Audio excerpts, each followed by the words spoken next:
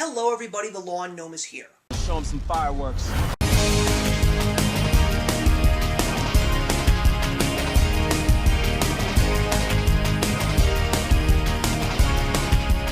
So, I went to the movies on 4th of July weekend, and there was only one movie that I felt would be appropriate to see on the 4th of July. Yes, I went to go see the follow-up to what may be known as one of my most memorable theatrical experiences. I went to see Independence Day: Resurgence. Of course, the 20-year follow-up to what may be known as one of the greatest sci-fi action films of all time. I mean, I had heard stories of big blockbusters where lines of people were going around the corner in movie theaters where you had to show up extra early to go get a seat, otherwise it was going to be sold out, and just remember people in awe when you saw such a spectacle like Independence Day in 1996. It was also the first film that I decided was appropriate to see in theaters, not twice, but 3 times in the theaters, and I do remember enjoying it. So when I found out that this movie was coming out after 20 years, part of me was not so sure, part of me didn't really understand as to why,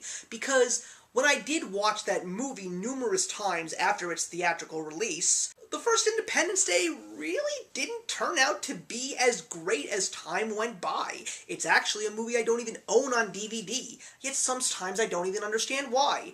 And when a lot of people were talking about how bad Resurgence was, I just decided to go in with low expectations, but I didn't feel that this was something that I should skip because, you know, a movie like Independence Day and the grandeur that it had back in '96, I had a feeling that there could be some kind of value in its sequel.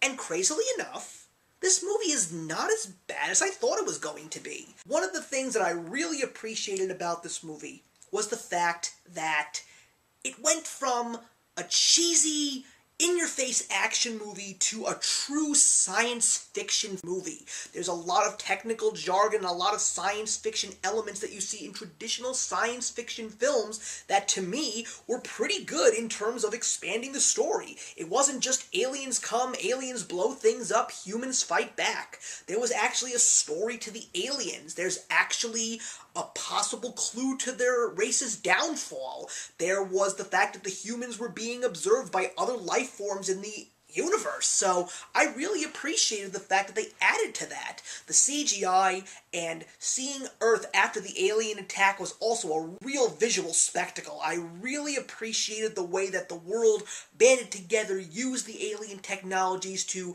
increase their strength in terms of their weapons and protecting the planet, how we were able to actually colonize the moon, working on going on to other planets, and that was something that was also very traditional science fiction that I really appreciated seeing. But there is one small downfall, and other YouTube critics here say it perfectly.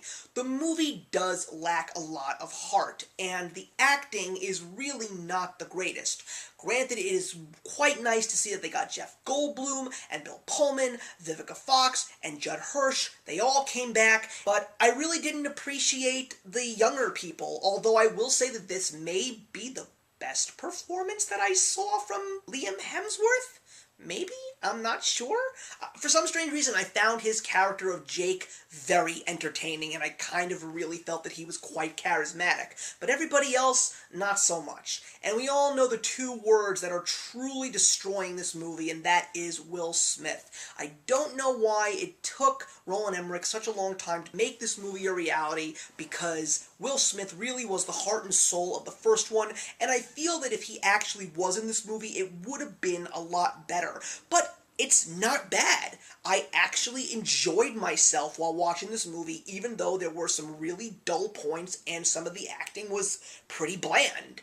And yes, they're actually planning on making a 3rd Independence Day film, and based on what I saw in the second one, I'm kind of excited.